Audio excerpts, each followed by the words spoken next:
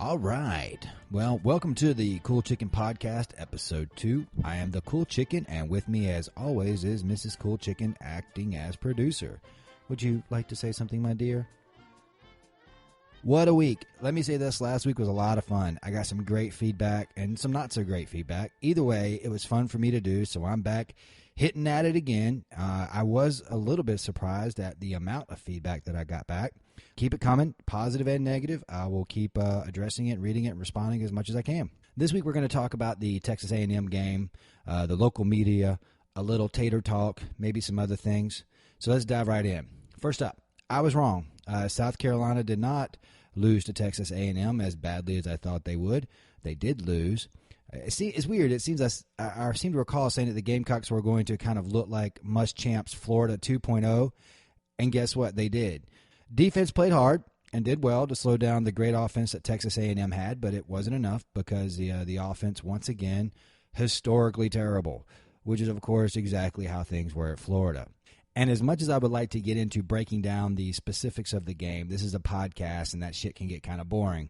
If you want that, let me know on Twitter or via email, and I will.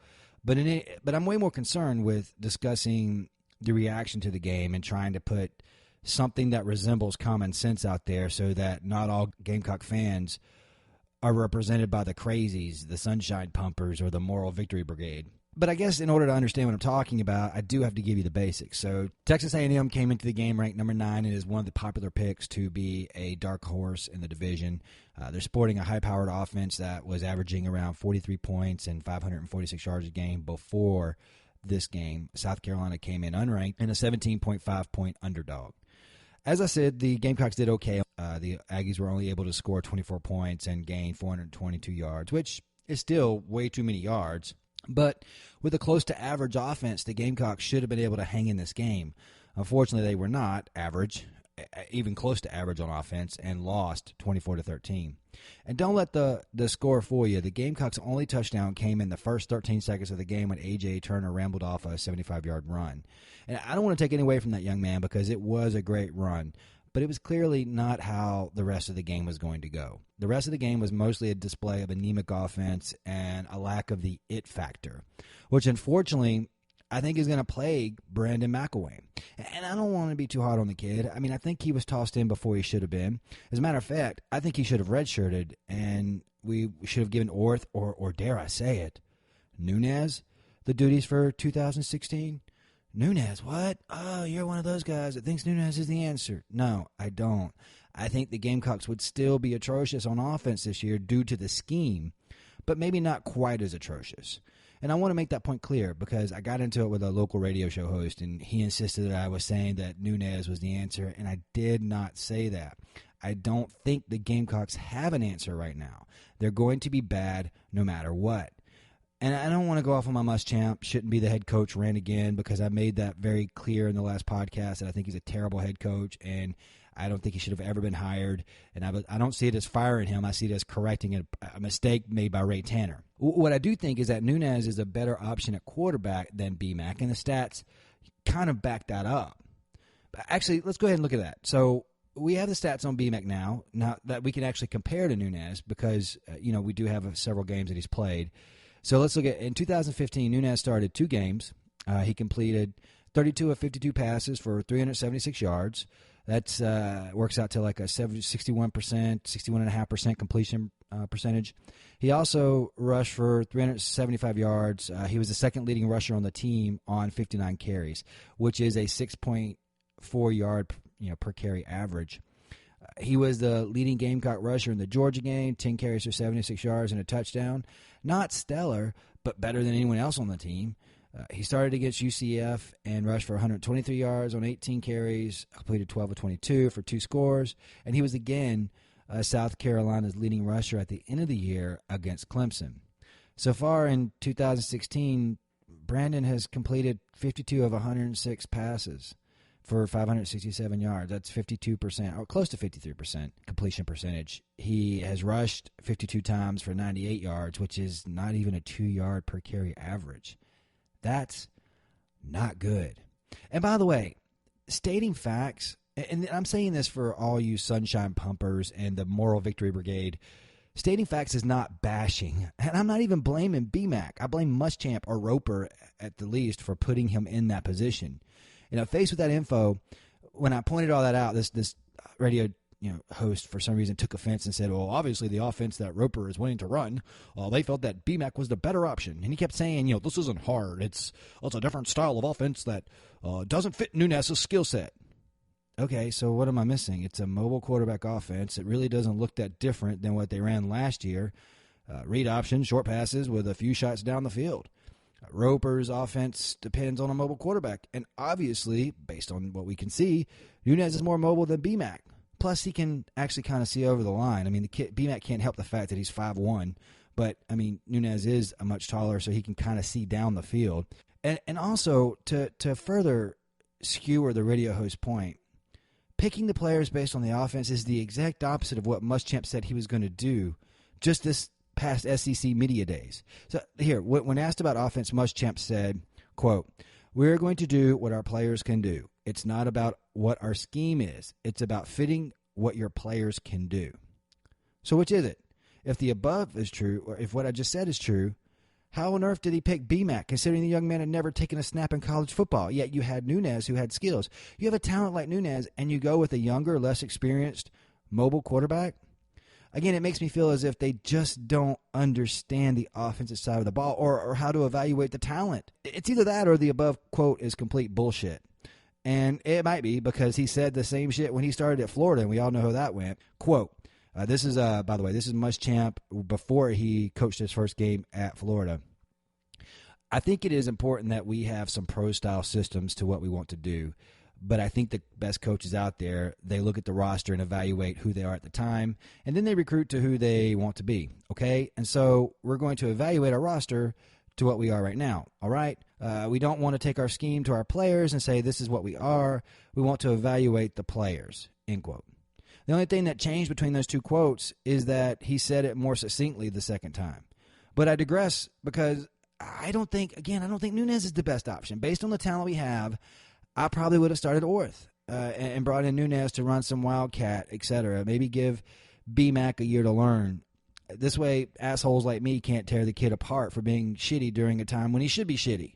Some positive stuff, I was very impressed with Coach T. Rob. I think he's doing a great job. He's going to be a great coach. I like our running backs right now. AJ and Rico look like they have great potential. They're nowhere near there yet. I also like Hurst. He seems like a real workhorse kind of guy, but hey, slow down on the Gronk comparisons, okay? The kid's played 4 or 5 games, and he's been okay on an average team. He's not Gronk. Moving on.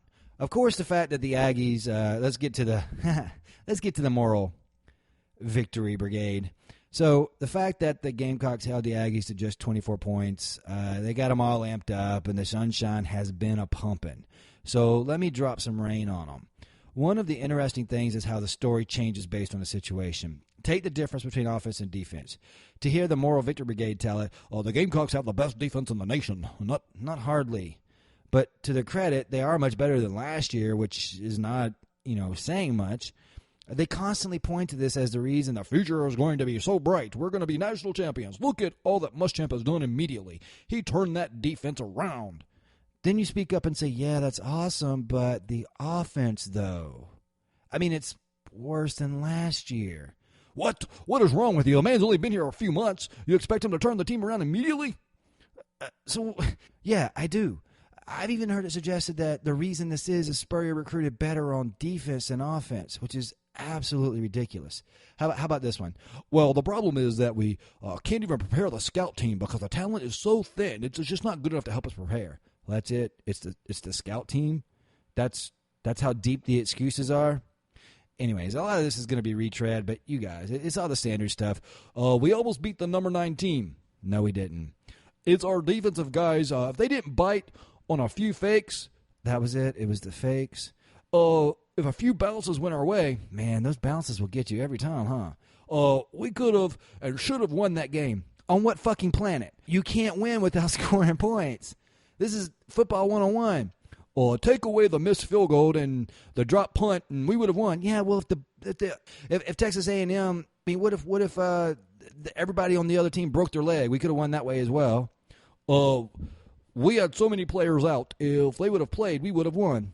Really, I think they played in the other games this year. We didn't do so well in those. So, we have the number one player coming. I can't wait to see what he's going to do. He would have helped us win that game. That's a clever way to say, wait till next year. We would have been 4-1 if we'd have played all the games the way that we played against Texas A&M. Go fuck yourself. I can't even respond to that one. And here's my favorite. Clemson fans will love this one. Just beat Clemson and the season is a success. Fuck me. Are we back to that already? All fucking ready? Spurrier has barely been gone a year and we're already back to just beat Clemson. First of all, let me get this straight. You want us to beat the team that played for the Natty, that just won an epic instant classic with Louisville, and hint, we ain't Louisville. The team that has a legit Heisman quarterback who may be the best quarterback to suit up in that god-awful orange and purple. Yeah, it's not going to happen. And even if we did, it's still not a success. That's like buying 20 lottery tickets for $20 and winning $5 on the last card and thinking you came out on top. I made $5. You didn't. You're stupid. It's the problem with our fans. They accept this mediocrity like it's...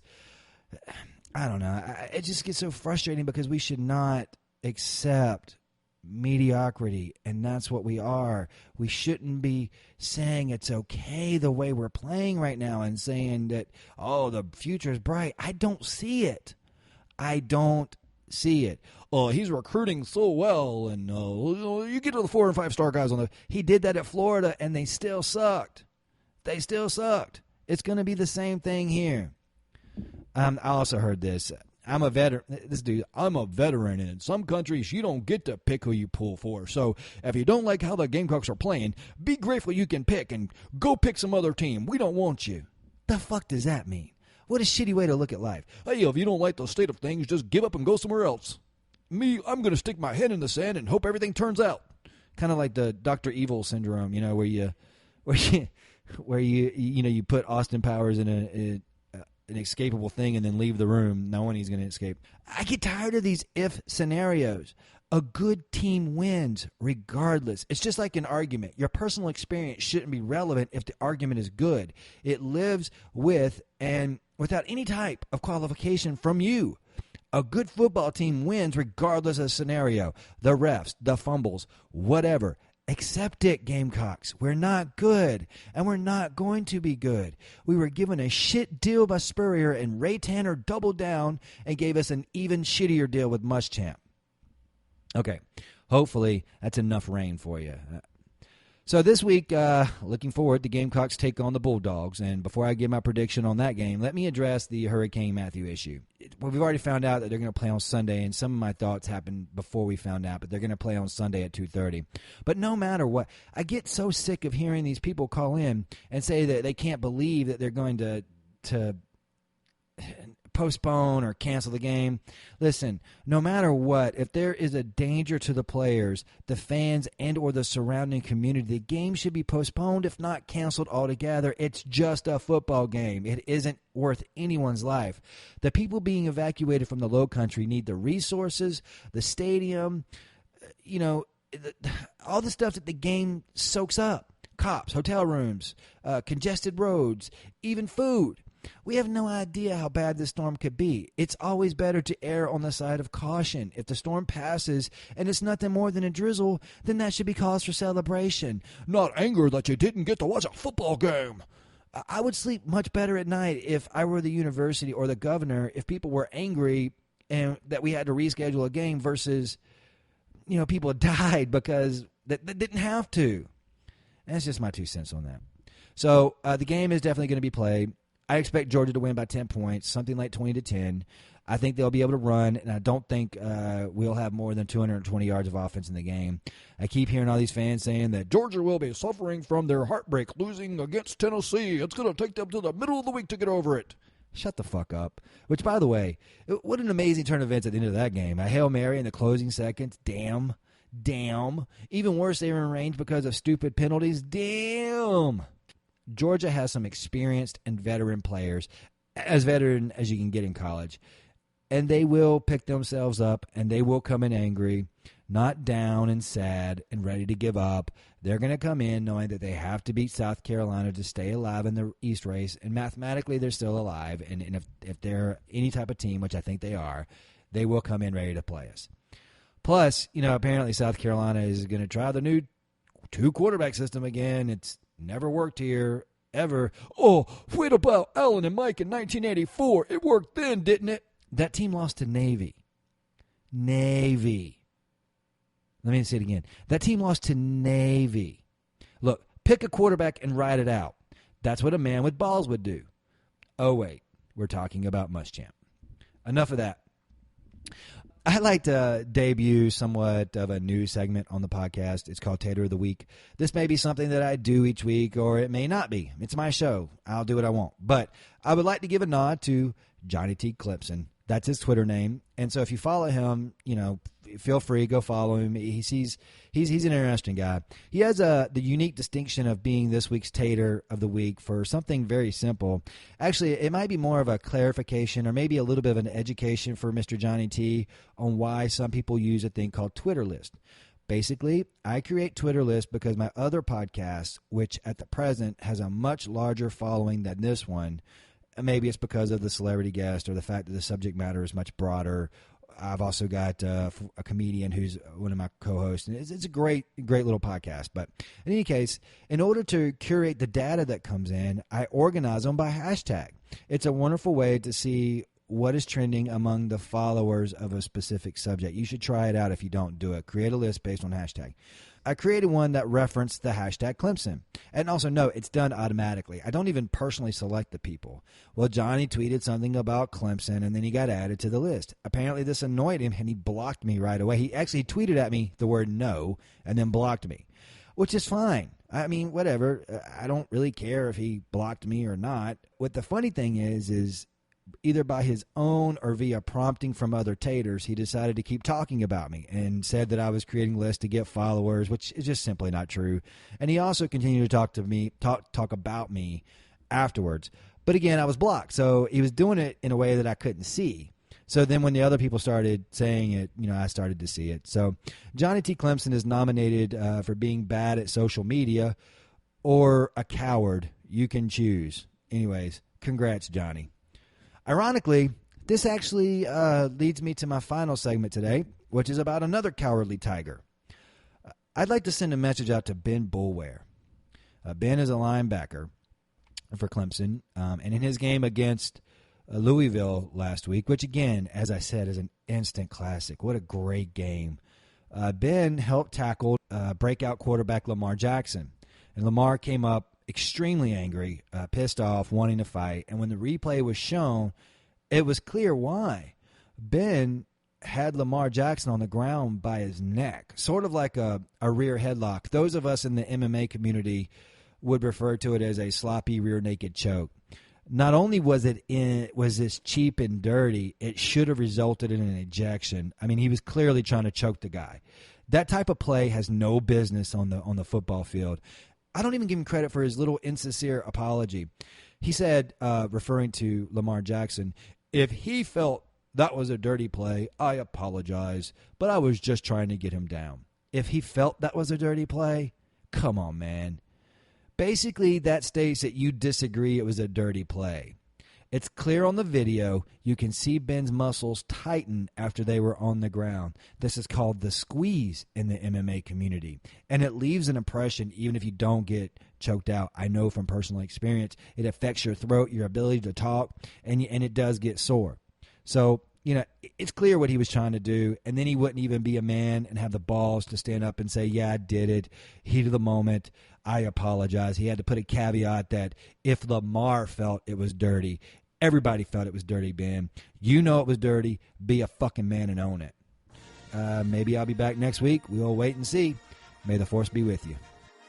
I've been a frickin' evil doctor for 30 frickin' years, okay?